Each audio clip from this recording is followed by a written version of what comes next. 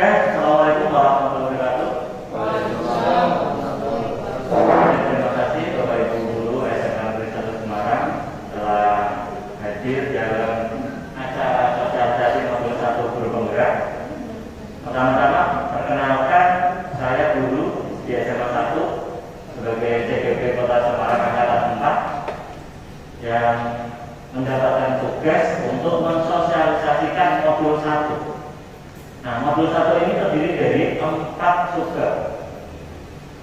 Walaupun di SMA kita ada 4 CGP lain yang sudah melaksanakan sosialisasi juga, saya akan mencoba mensosialisasikan dengan sudut pandang yang berbeda, dengan materi yang konteksnya sama tapi dengan sudut pandang yang berbeda.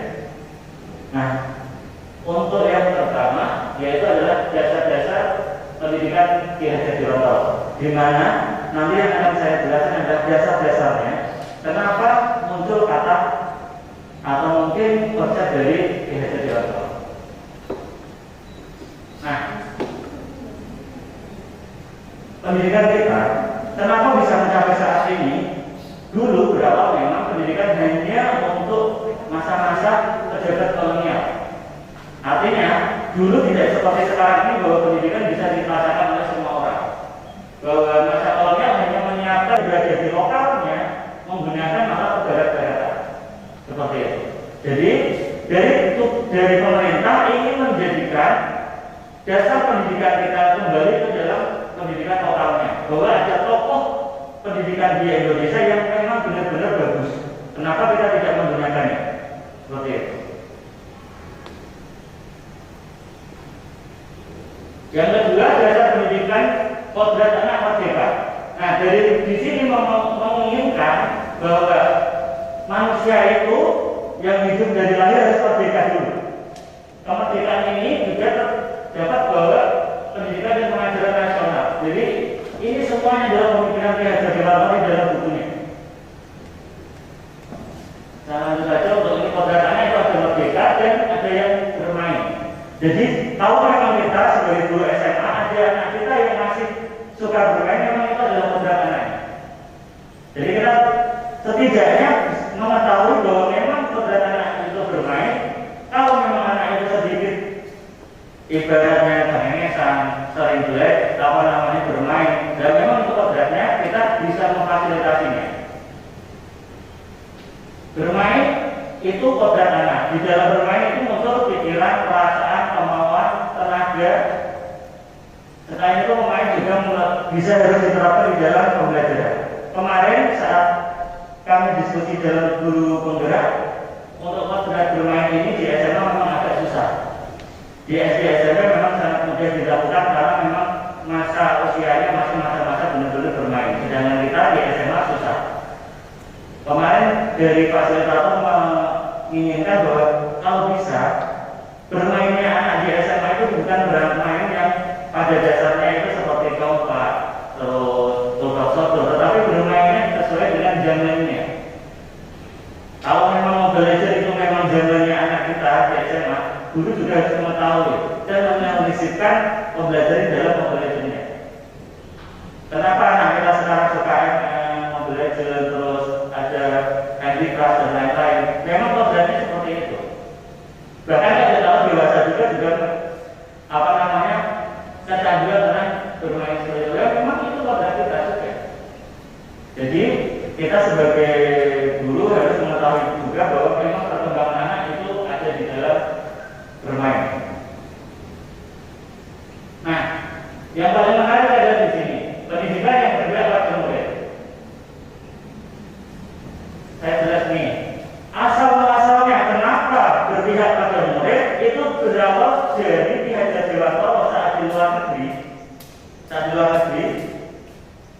mempunyai permasalahan yang sangat pelik di dalam kehidupannya.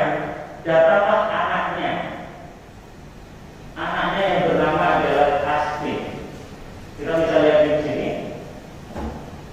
bahwa pemikiran Ki Hajar Dewantara itu bukan hanya sekedar pemikiran yang terstatus begitu saja, tetapi nyata adanya gara-gara sebuah kejadian di diri Ki Hajar Dewantara bahwa dulu saat di luar negeri, ya ini bisa kita lihat di sini. Pemikiran tentang berdampak kepada anak tercetus dari suatu penyesalan yang pernah dirasakan Suwardi ketika menghadapi satu pekerjaan yang belum terselesaikan. Tangis asli yang tiada henti dirasakan sebagai suatu hambatan. Lalu dengan serta-merta diseretnya anak itu keluar rumah. Asli kecil menangis di balik pembahasan pintu rumah. Salju yang bertebaran karena memang di luar negeri menyadarkan kelautan pikirannya Ki Darwanto.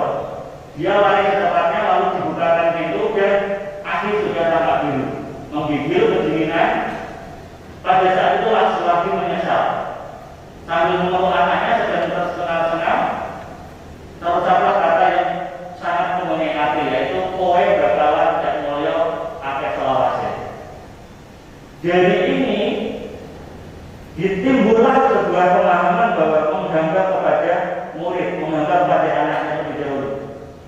Jadi dari kejadian ini merasa penyesalan yang sangat amat tentang si aslinya. Dan asli itu yang mana? Asli yang ini. Dan sampai asli meninggal itu memang dimuliakan oleh keluarganya, difasilitasi oleh keluarga karena asli adalah anak yang difabel. Begitu. Jadi dari apa namanya kenyataan itu muncullah sebuah gagasan yang sangat luar biasa. Dari konsepnya kepada anaknya pribadi dibuat luas menjadi konsep pendidikan kita. Nah, dari menggambarnya itu adalah menggambar. Kita memfasilitasi, kita menuntun, kita berupaya semampu kita untuk membantu anak kita itu asli itu. Maka timbullah diwarnai sesuai dengan keinginan orang dewasa. Dulu saya sudah berpikir demikian, dan saya mendapatkan pemikiran itu juga waktu saya masih kecil juga. Tetapi ternyata itu salah. Bahwa ternyata saya itu sudah punya sebuah gambaran yang sangat-sangat samar. Anak-anak kita walaupun kita itu di SMA, banyak anak-anak kita itu belum tahu tujuan hidup kita, tujuan hidup anaknya kita sendiri. Kadang-kadang kita serta-merta langsung menunjukkan bahwa kamu itu seperti ini, kamu seperti ini. Padahal anak itu sudah mempunyai rasa sendiri. Nah, tugas kita itu yaitu mencari bentuk atau gambaran sama-sama di situ. Dan bagaimana caranya kita mengegalkan sebuah lukisan atau apa namanya pemandangan di dalam sebuah kertasnya anak itu. Dulu memang saya berpikir sama. Saya disuruh orang tua di sini ikut dan segala macam. Karena saya merasa bahwa itu kertas kosong. Dan bahkan sebelum ikut guru penggerak juga masih sama berpikir bahwa kita yang membuat anak menjadi sesuatu ternyata berbeda. Apalagi mungkin di SMA sedikit enggak, anak sudah berpikir ingin kemana, bahkan di SD SMP ibaratnya seperti itu. Kadang-kadang apalagi sekarang kita di zaman kelas 3 SMA, orang tua kadang-kadang memaksa kamu harus ke dokteran, kamu harus kemana. Padahal dari anak itu berbeda. Walaupun memang anak itu sudah mendapatkan tekanan dari orang tua, ya jangan sampai kita juga menambah tekanan itu. Bahkan kalau bisa memang kita memperkuat apa yang dimiliki anak itu. Nah, ini salah satu dasar dari pendidikan Ki Darwanto. Selain itu, Ki Darwanto juga mempunyai pemikiran budi pekerti, watak, karakter yang semuanya itu bersatu. Perpaduan itu harus harmonis antara gerak pikir, perasaan, kehendak, kemauan. Nah, kadang-kadang kita hanya berpikir tentang hanya satu, budi pekerti. Kadang hanya watak saja, kadang ada karakter. Dan di dunia di pendidikan kita kan, kalau Bapak Ibu pernah dengar olah rasa, olah hati, olah pikir, olahraga. Kadang-kadang hanya berpikir cuma salah satu saja. Semuanya harus diperlakukan. Bagaimana kita mengajar, mengetahui apa yang dipikir, yang kita bisa olah dari olah rasanya anak, olahraganya anak, olah pikirnya anak. Kadang-kadang contoh saya matematika, Kadang-kadang hanya olah pikir, karena matematika cenderung berpikir. Tapi setelah mengetahui bahwa harus dikembangkan semua, kita harus menjadi sebuah guru yang mempunyai elemen-elemen itu semua. Kadang-kadang kita sendiri bisa refleksi, kita itu sebenarnya untuk arah mana. Apalagi kadang-kadang dilingkupi dengan materi bidang kita. Saya biolog, saya matematika pasti olah pikir. Ya olahraga, ya olahraga. Tetapi kadang mengesampingkan ada olah-olah yang lain. Nah ini yang harus kita padukan di dalam pendidikan kita. Alhamdulillahnya memang pemerintah sudah menggaungkan ini. Mungkin dulu-dulu ada 1, 2, 3 gelintir guru yang memang seperti itu. Tapi sekarang kan sudah dilingkupi oleh pemerintah. Artinya semakin banyak, semakin terbukanya kita untuk menjadi seorang guru yang luar biasa. Nah, dasar pendidikan yang ke-6 itu diibaratkan bahwa jadi waktu dari petani. Petani yang patuh lah misalnya. Tetapi kalau di salah satu analoginya ya petani jagung. Kalau kita dikasih benih jagung ya kita tidak bisa bahwa jagung ini nanti bakal menjadi berubah. Itu kuasa Gusti Allah. Yang kita bisa lakukan hanya berusaha menggemburkan tanahnya. Berarti kalau kita di kelas adalah membuat suasana yang nyaman di kelasnya. Jadi anggap aja anak adalah biji-biji tumbuhan itu. Pertama kita siapkan dulu tanahnya, berarti kita siapkan dulu kelasnya yang seperti apa. Anak-anak itu dari biji-bijian, mungkin memang ada yang bibitnya unggul, ada yang bibitnya tidak unggul. Tetapi kalau kita sudah menyiapkan, kita kan bisa berpikir insya Allah nanti ke depan tanah sebagai kelas. Setelah itu ada pupuk, berarti kita berstrategi caranya mengajar bagaimana, kasih motivasi dan segala macam. Kalau ada tambahkan air, berarti kita tambahkan lagi strategi kita dalam belajar. Tambah apa lagi kalau ada hambatan di dalam kelas pasti ada hambatan. Anak-anak kita juga kadang-kala tidak terkontrol dan segala macam karena kondisi di kelas berbeda, mendapatkan sebuah apa namanya? Kalau di kelas kan ibaratnya masalah-masalah bisa masuk ke dalam kelas. Nah kita harus pandai-pandai juga memilah-milah hambatan itu untuk kita singkirkan. Seperti petani yang menyingkirkan gulma-gulmanya. Apakah ini benar gulma, apakah ini tidak dan segala macam. Oh ternyata cacing lewat, cacing di sana. Oh ternyata itu bukan hambatan, itu malah menjadi sebuah apa namanya bantuan dan lain-lain. Jadi kita anggap saja bahwa kita menjadi petani yang tidak bisa bahwa ini unggul bibitnya pasti besok unggul. Yang kita bisa adalah memprosesnya, melaksanakannya sebaik-baiknya. Kadang-kala begini, kemarin saya lihat di dalam medsos itu kadang-kala ada anak yang sudah sukses tetapi jumlah dengan apa yang terjadi dulu di sekolahnya. Ini lihat saya guru BK dulu saya bilang saya tidak jadi apa-apa, sekarang saya sudah S2. Sekarang nih saya menjadi sukses, dulu saya itu dikatakan itu tidak akan jadi sesuatu, sekarang jadi sesuatu.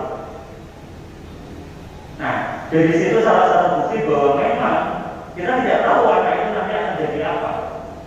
Yang kita lakukan hanya bisa bekerja sebaik mengajar, mendidik, membimbing sebaik mungkin.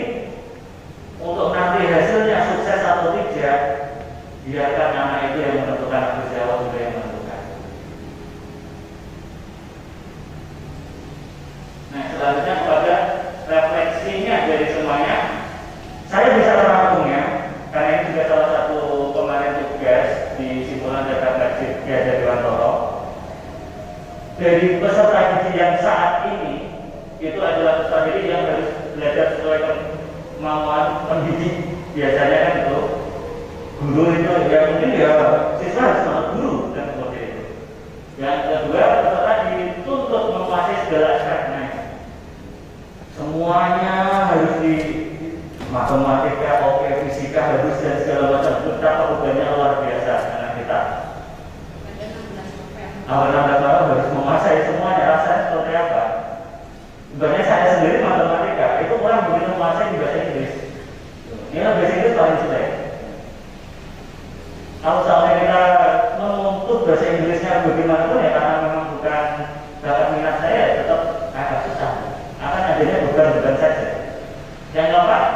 Pendidik seperti burung dalam sangkar, kita tak hukum di situ aja. Apalagi dengan tipikal guru yang ibaratnya tidak boleh juga bertanya saja Pak, dimarahin malah. Itu kondisi yang mungkin kemarin. Untuk pendidik atau di kelas, dia menjadi sebuah peran yang penting. Yang kedua, pendidik dituntut mencapai target belajarnya ini. Karena memang kita punya kurikulum, punya beban mengajarnya. Jadi kadang-kadang target itu membuat kita menuntut siswa harus menjadi sesuatu dan harus mencapai KKM-nya. Kadang-kadang KKM memang bagus untuk memetakan, tetapi kadang-kadang KKM itu juga membuat siswa itu merasa terbebani, guru pun juga akan terbebani. Yang ketiga, pendidik tidak pernah salah, guru tidak akan pernah salah. Apa yang dikatakan guru pokoknya benar. Bapaknya seperti itu, harus diikuti, harus begini-begini. Tidak mau mendengarkan keinginan siswa, tidak mau cara berpikir siswa. Kadang-kadang di matematika caranya harus sesuai gurunya. Betul, gurunya mengajarkan rumus A, siswa mengajarkan cara B. Betul juga benar, tapi pokoknya harus apa yang saya ajarkan. Nah, itu juga apa yang mereka pelajari. Apakah yang tiga itu guru penggerak? Bukan guru penggerak, tidak juga, belum tentu. Ternyata ada orang yang memenuhi kriteria ini, tetapi memang tidak ikut programnya. Nah benar, aksi nyata yang harus dilakukan. Yang pertama kita lihat yaitu mandiri. Apakah diri kita itu mempunyai nilai mandiri, yaitu memunculkan motivasi dalam diri sendiri, mengupgrade potensi diri. Kalau iya, ya kita sudah masuk salah satu nilai. Yang kedua, reflektif, membuka diri terhadap pengetahuan yang baru. Apakah kita itu mau menerima? Kalau yang tadi kan mengupgrade dirinya adalah kita mau bergerak. Nah ini mau menerima tidak? Kalau mau, berarti kita sudah masuk ke arah reflektif. Inovatif, memunculkan gagasan-gagasan baru. Apakah kita mempunyai nilai itu? Yang keempat, kolaboratif, membangun hubungan kerja yang positif. Apakah kita juga sedang mempunyai nilai-nilai kolaboratif itu? Yang kelima, berpihak pada murid. Yang gagasan-gagasannya adalah di bagian sini. Berpihak pada murid. Apakah kita sudah bergerak mengutamakan kepentingan murid, memberikan ruang mereka belajar? Nah, ini adalah nilai atau value-nya guru penggerak. Begitu. Jadi nilai guru penggerak ini berkorelasi pada akhirnya ada perannya yang harus dilakukan. Bukan hanya mempunyai nilai diri saja, tetapi apa yang harus dilakukan. Atau peran menjadi guru penggerak itu yang mana? Apakah hanya menggerakkan menjadi guru penggerak? Kan seperti itu. Ada dalam guru penggerak berarti menggerakkan. Hanya menggerakkan berarti dimasukkan guru penggerak. Masuk salah satu indikator. Kita lihat yang pertama, menjadi pemimpin pembelajaran. Yang kedua, menggerak komunitas praktisi. Menjadi coach bagi guru lain. Pendorong kolaborasi antar guru. Penggerak atau pemimpinan murid. Ada 5 peran yang dilakukan guru penggerak. Kalau dibilang, apakah saya sudah berperan seperti ini? Belum.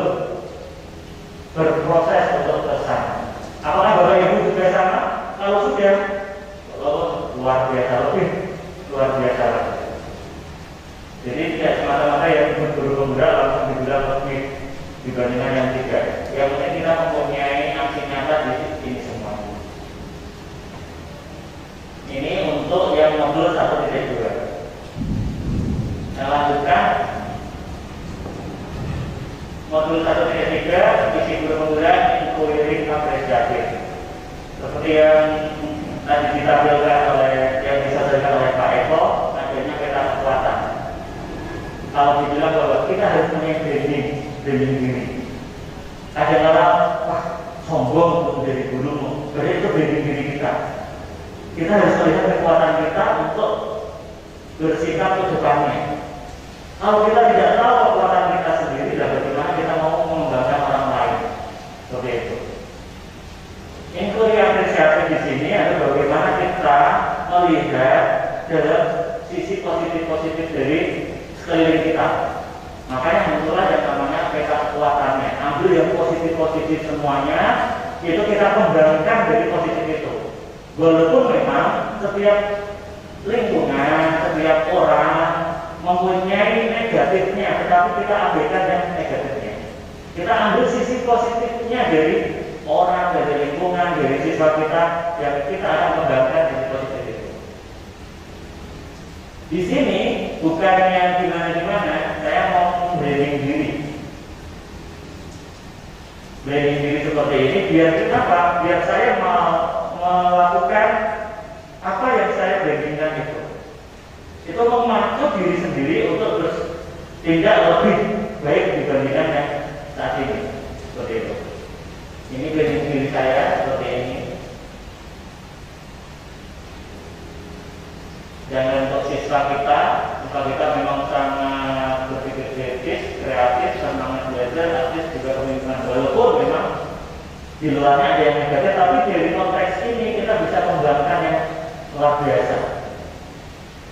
Rekan sejawat kita kompetensi sesuai dengan keahlian profesional, karena dia salah satu profesional, kolaboratif, komunikatif, banyak yang menjadi pemimpin komunitas. Ya sama-sama banyak yang menjadi ketua MDMB, terus banyak yang menjadi ikut berorganisasi di luar, punya berprestasi. Banyak sekali guru-guru kita yang mempunyai prestasi. Dan kekeluargaan ini juga harus kita unggulkan, karena memang kita kekeluargaannya juga. Jadi kita ambil yang positif. Walaupun memang setiap sisi ada yang negatif. Lingkungan kita ya luas, pusatnya sangat strategis di pusat kota. Bahkan waktu kemarin saya paparan demonstrasi ini, begitu pada kagum, fasilitator dari Jawa Timur itu kagum melihat SMA 1 seperti kampus, begitu luasnya. Dari gambarnya ini, dari gambarnya melihat bahwa banyak teman-teman lain yang SD SMP juga menampilkan sekolahnya, tapi dengan melihat visi seperti ini, fasilitator merasa kagum bahwa SMA 1 ternyata seperti kampus yang begitu luasnya. Kita sudah mendapatkan sebuah lingkungan yang begitu luas. Kalau kita tidak ekspor ya sama saja. Justru ini telah menjadi tantangan yang berat, karena kita berada di tempat yang sudah tinggi. Sekolah kita areanya luas, lengkap, ada studio kan. Ini tidak saja. Aula besar, aula kecil ini juga menjadi sebuah catatan bagi teman-teman yang lain. Lapangan dan segala macam kita mempunyai semuanya.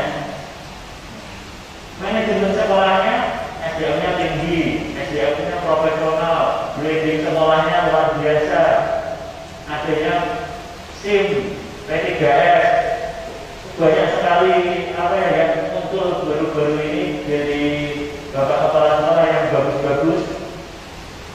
Manajemen sekolahnya luar biasa. Jadi itu kekuatan yang sangat luar biasa di manajemen kita. Kita harus memahami ini semua, biar apa? Diri kita menyesuaikan dengan lingkungan kita, dan apa yang harus kita lakukan itu seiring dengan kekuatan-kekuatannya. Jadi yang saya inginkan adalah mari kita berpikir positifnya, ambil yang positif, baik-baiknya dari rekan kerja, anak, lingkungan dan segala macam. Kita kembangkan yang itu. Ya paling awal memang mulai dari diri sendiri. Ini yang menjadi kata kunci. Kalau ada orang ditanya, yang paling sulit kan, apa kelebihan kamu, kekurangan kamu? Biasanya kan pertanyaan yang paling mendasar sekali. Apakah kita bisa menjawab itu? Jika bisa melihat kelebihan kita, maka kelebihan kita harus kembangkan yang lebih besar lagi untuk mencapai tujuan dengan lingkungan, dengan siswa dan lain-lain. Branding diri sangat dibutuhkan, personal branding. Nah, jadi kalau kita tahu Bu Anissa, wah guru biologi, guru kami itu. Kemarin ada sebuah apa namanya, waktu saya survei ke anak muncul tiga guru yang disebutkan salah satunya Bu Anissa. Itu kan membuat branding yang luar biasa. Walaupun Bu Anissa merasa bahwa saya itu tidak merasakan itu, ternyata dibrandingkan oleh siswa. Pada akhirnya setelah dikembangkan luar biasa, lebih luar biasa lagi.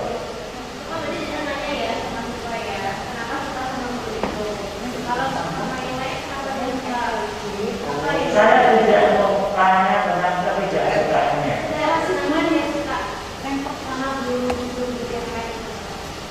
Kalau guru-guru yang lain seperti durian disebutkan kalau durian perhatian. Kalau ditanya, menjelaskan dan segala macam, lembut. Ada brandingnya masing-masing. Saat bisa. Kalau hubungan kan hanya bikin dia beda di saat itu. Tapi kalau konsekuensi itu dia tahu dia salah, terus dia tahu perbaikin, dan itu akan dia ikut terus. Maka itu restitusi. Kalau restitusi itu kayak refleksi ya, yang tiga yang bingung jadi itu. Kalau tadi bukan dukungan jelas, apakah tadi konsekuensi atau restitusi? Contoh kalau di SMA 1 sepatunya dari Selasa putih. Boleh. Boleh. Kalau Senin nggak boleh. Padanya disita. Itu hukuman atau konsekuensi? Disita itu hukuman. Kenapa hukuman? Kenapa bukan konsekuensi?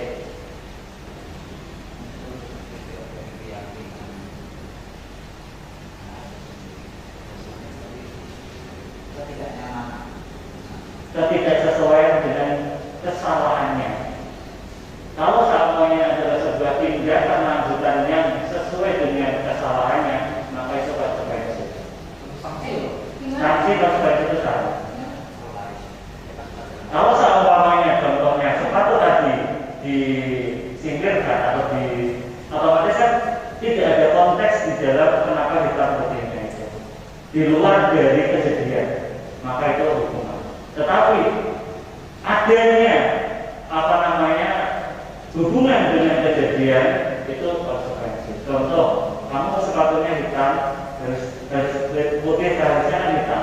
Kalau anak itu mengambil sepatu hitam, itu adalah konsekuensi. Karena adanya sebuah tindakan yang sesuai dengan kesalahannya. Jadi apa ya tindakan lanjutan yang tidak sesuai dengan kesalahan, yaitu sebenarnya hukum. Kalau lari itu termasuk hukuman, karena tidak sesuai. Sejak salah sepatu kenapa harus lari? Kalau kelas pelajaran olahraga, karena memang aturan keyakinannya seperti itu, maka itu termasuk konsekuensi. Tergantung konteks apakah tindakannya itu sesuai dengan kejadiannya. Kadang-kadang kan kita itu melakukan hukuman ya, kesalahannya apa yang kita tindak itu di luar dari kesalahannya. Di luar dari kesalahannya, sepatunya dilepas. Kayak hukumnya itu jadi mengambil solusi. Tidak ada solusi ke situnya. Tapi konsekuensi itu adalah tindakan memperbaiki kesalahannya itu. Suruh lari 6 kali, nanti biar tidak mengulang lagi, itu hukuman. Walaupun nanti memang bisa terjadi anak itu tidak mengulang, tetapi bukan sebuah konsekuensi di dalam. Ini adalah sebuah tingkatan-tingkatan. Biasanya larinya sebuah kata tertib itu jadi hukuman. Berhentinya jadi hukuman karena memang adanya jeda, bukan ke arah konsekuensi. Karena kalau konsekuensi ibaratnya adalah masih ada rasa-rasa bahwa kita itu memikirkan anak itu. Nah, di dalam disiplin positif atau sekolah ramah anak, inilah ke arah konsekuensi dan ke arah restitusi, hukuman ditiadakan. Tapi memang di SMA SMK untuk masalah konsekuensi ini agak berat, apalagi dilibatkan oleh siswa. Pasti siswa itu maunya ya maunya siswanya gitu. Memang harus masih ada yang namanya tata tertib. Tetapi sebelum ke arah hukuman kita harus melaksanakan konsekuensinya dulu. Nah, kembali lagi seperti tadi, ada memang sisi negatifnya, tapi dominasinya kita kemana? Apakah SMA 1 bisa melaksanakan sekolah ramah anak atau budaya kultural yang disiplin positif? Kalau secara keseluruhan memang agak berat. Maka yang harus kita lakukan adalah adanya dominasi untuk melakukan itu dulu. Setelah mendominasi, lama-lama nanti akan bisa keseluruhan. Memang hukuman porsinya masih ada, tetapi lebih kecil dibandingkan konsekuensi dan restitusi. Bedanya sama restitusi? Sedangkan restitusi adalah tindakan mengembalikan jiwanya, kondisi anak ke kondisi yang sesuai. Artinya anak ini kan sudah punya kesalahan. Dia kan artinya kelompoknya kan sudah pisah dengan kelompok yang baik, ibaratnya begitu. Dia tidak kesalahan. Akhirnya kita lakukan sebuah restitusi pendekatan agar mengembalikan jati diri anak itu kembali ke dalam kelompok yang aslinya. Berarti pengaruhnya lebih luas. Lebih luas dibandingkan konsekuensi. Karena kadang-kadang konsekuensi itu hanya konteksnya ada di situ selesai, tetapi di restitusi adanya sebuah pendekatan yang mengharuskan kita bergerak agar anak itu berubah untuk kembali ke kelompoknya lagi tanpa memikirkannya. Jadi kalau untuk hukuman jelas anak itu salah hukum. Betul. Tapi di sana ada cap bahwa dia salah. Dan tidak ada tindak lanjut mengenai apakah dia akan memperbaiki lagi atau enggak. Yang penting hukuman selesai. Hukuman selesai artinya itu tidak entas. Sedangkan konsekuensi dia sudah paham hukuman dan dia mau melakukan, tetapi karena dia masih melakukan suatu kesalahan, maka dia masih belum punya kepercayaan diri untuk kembali ke kelompoknya. Betul. Tetapi setelah direstitusi, selain dia melakukan kesalahan dan sadar, maka dia istilahnya tidak mau lagi kembali ke sana. Tidak mau dari kelompok sana. Jadi di dalam restitusi nanti dijelaskan ada 3 langkah, 3 tindakan. Restitusi ini kan baru restitusi, nanti ada yang namanya segitiga restitusi. Tindakan-tindakan yang kita lakukan untuk mengembalikan siswa kepada kelompoknya. Nah, sedangkan ini kebutuhan dasar manusia ada 5 seperti yang kemarin juga disampaikan oleh Pak Riswanto. Saya rasa ini juga sudah bisa dipahami. Ini juga. Nah, posisi kontrol. 5 posisi kontrol saat kita itu menghadapi sebuah permasalahan siswa. Apakah kita menjadi penghukum, membuat orang merasa bersalah? Nah, di sini saya tampilkan tentang nada-nadanya. Walaupun memang kemarin disebutkan bahwa nada itu sangat berpengaruh juga. Artinya ini nadanya suara tinggi, tetapi tipe kalau orangnya suaranya rendah, kan betul. Penghukum itu nada suara tinggi. Contohnya Bu Ratna pakainya suara tinggi. Padahal dia melakukan sebuah manajer kan. Kelihatan sebuah galak, padahal dia melakukan manajer, tetapi karena suaranya tipikalnya tinggi, maka arahnya ke penghukum. Ini juga menjadi sebuah perdebatan. Kalau bisa memang idealnya, kita bicara ideal bahwa sebuah manajer ya nada suaranya turun, bahasa tubuhnya tidak kaku, mendekat ke murid. Idealnya, walaupun memang tipikal kita bahwa suara saya itu keras, jadi untuk melakukan manajer itu agak susah. Idealnya seperti ini, maka kita harus juga belajar seperti ini. Gitu. Ya, tidak ada yang sempurna, setidaknya kita sudah mendekati. Mendekati. Memang kadang-kadang seperti tadi, tidak semuanya orang bisa melakukannya, tapi dominasinya itu kemana? Ada negatif atau positif, dominasinya adalah ke arah positifnya. Ini yang tadi kita pelajari tentang restitusi, ada segitiga restitusi, yaitu adalah memperbaiki kesalahan biar bisa kembali kepada kelompoknya. Karena kalau tidak mau lagi ke sana. Kenapa? Karena kesadarannya itu melalui diri sendiri. Perubahannya dari diri sendiri siswa tersebut.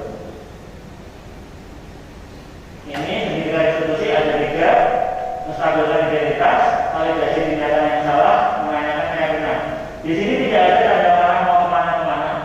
Jadi sebenarnya ini bisa ke duluan mana dulu. Tetapi memang idealnya, kita bicara ideal itu pertama adalah sebelum kita lakukan sehingga restitusi, otomatis kan saran pertama tampilkan identitas dulu. Dibuat santai, tenang. Ibaratnya kadang-kadang tiba-tiba langsung mau menyelesaikan masalah, tiba-tiba langsung dides. Kamu salahnya kan gini-gini. Di dalam sehingga restitusi ini lebih banyak yang dilakukan oleh guru adalah bertanya yang menjawab, yang menyimpulkan nanti adalah siswanya. Apakah nanti akan menjadi panjang? Ya sangat memang panjang dan butuh kesabaran. Kadang-kadang kita langsung, kamu salahnya kan gini, menceritakan kesalahannya langsung, padahal jawab sih dari institusi itu tidak boleh seperti itu. Walaupun kita sudah tahu, tetapi bagaimana mengarahkan anak yang membicarakan kesalahannya sendiri. Walaupun kita sudah tahu kesalahannya itu, yang anak itu dipanggil kan sudah jelas kesalahannya apa. Sekarang pertanyaan, kamu tahu kenapa Bapak panggil kamu di sini?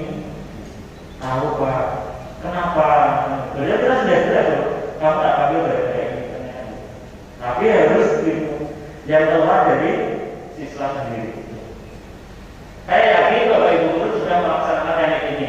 Hanya saja konsistensinya mungkin terus apa namanya tidak tahu apa itu namanya sebagai restitusi. Kalau ada masalah, apa pembahasan sudah kita berikan identitas yang dilakukan?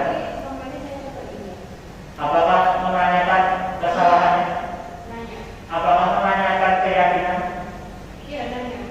Nah, artinya sebenarnya sudah melaksanakan. Apakah setiap ada tindakan masalah dari siswa melaksanakan seperti ini terus? Kalau terus, kadang enggak. Nah, ada kalau memang ini yang perlu di apa namanya dari sekolah ada konsistensi ya. Kadang ada yang nggak mau terbuka. Nah, di dalam tampilkan identitas harusnya menjadi keterbukaan di validasi tindakan. Jadi kemungkinan besar di arah kita saat menampilkan identitas itu kurang. Jadi dia nggak mau. Yang makanya tidak terbuka di bagian validasi tindakan. Dia belum nyaman. Belum nyaman, makanya tidak akan lari ke sini. Begitu. Oke, begitu sosialisasi dari saya. Di sini ada tulisan tertulis bergerak-gerakkan. Memang tagline-nya seperti ini. Tagline dari sana bahwa guru penggerak itu pertama ya bergerak dulu, baru bergerak melakukan. Nah, yang paling akhir adalah menggerakkan. Ya mudah-mudahan dengan sosialisasi ini, Bapak Ibu guru yang datang ke sini tergerak hatinya tergerak dulu. Lalu bergerak untuk melakukannya. Yang terakhir adalah bisa menggerakkan oleh teman-teman lainnya. Amin. Nah, terima kasih. Cukup sekian dari saya. Kalau ada yang ditanyakan, monggo. Terima kasih. Wassalamualaikum warahmatullahi wabarakatuh.